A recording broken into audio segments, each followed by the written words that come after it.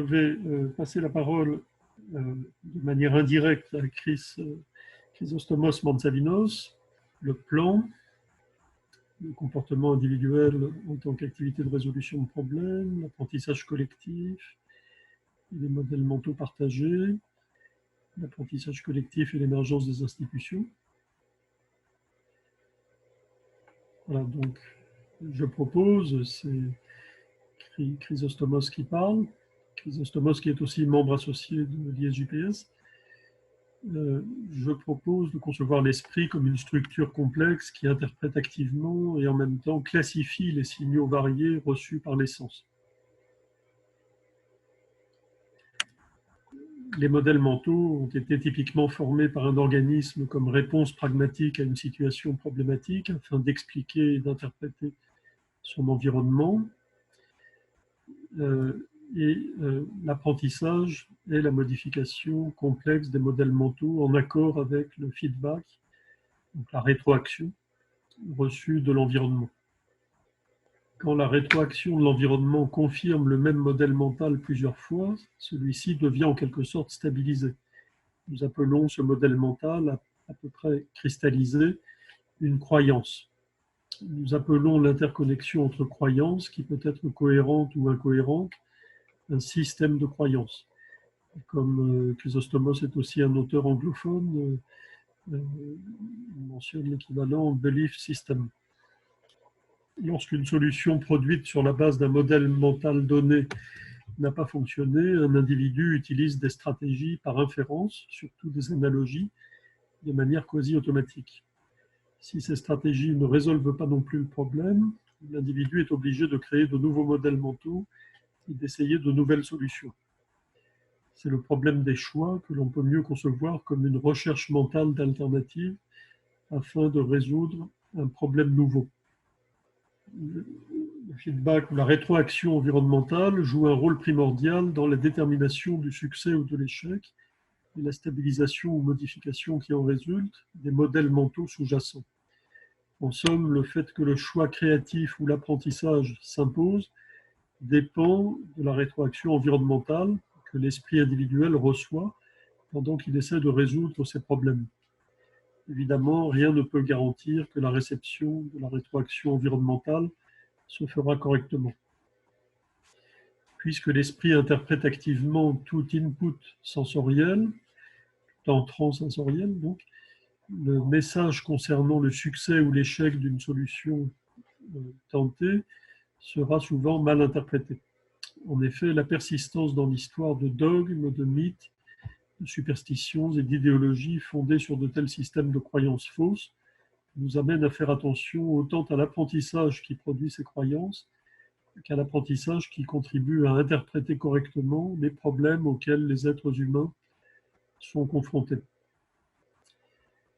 Et troisièmement, l'apprentissage collectif,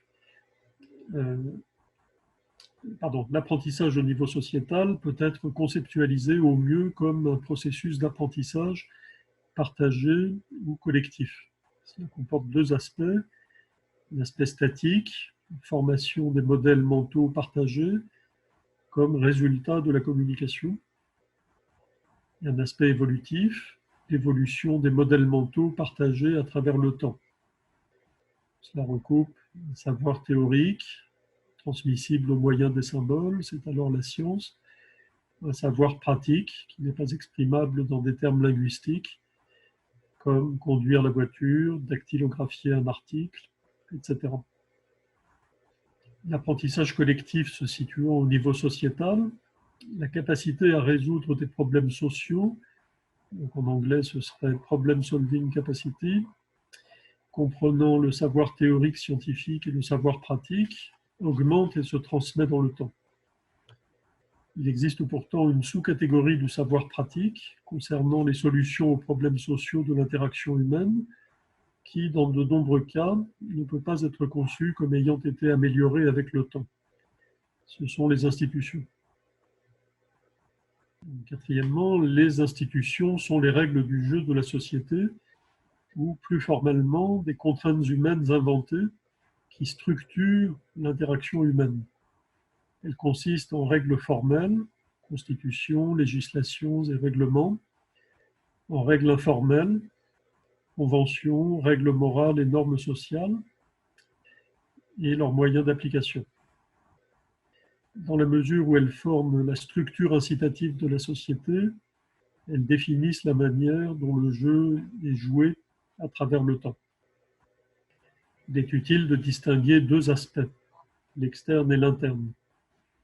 D'un point de vue externe, les institutions sont des régularités du comportement partagé ou des routines partagées au sein d'une population.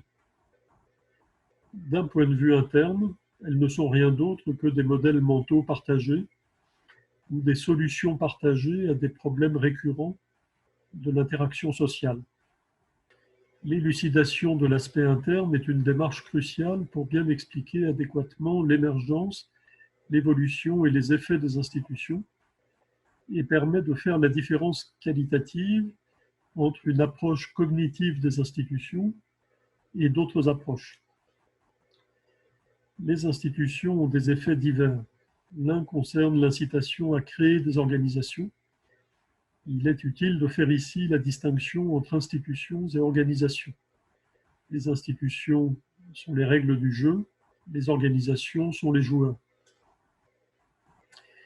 L'émergence des institutions formelles et informelles est due à des mécanismes distincts. Les institutions informelles de la société émergent et changent dans un processus d'interaction spontanée et sont véritablement le résultat de l'action humaine, sans toutefois être le résultat d'un dessein humain, selon la formule d'Adam Ferguson en 1767. L'émergence spontanée des institutions informelles est un processus d'innovation et d'imitation qui se déroule au sein du groupe social qui apprend collectivement. Il peut y avoir aussi émergence délibérée des institutions formelles.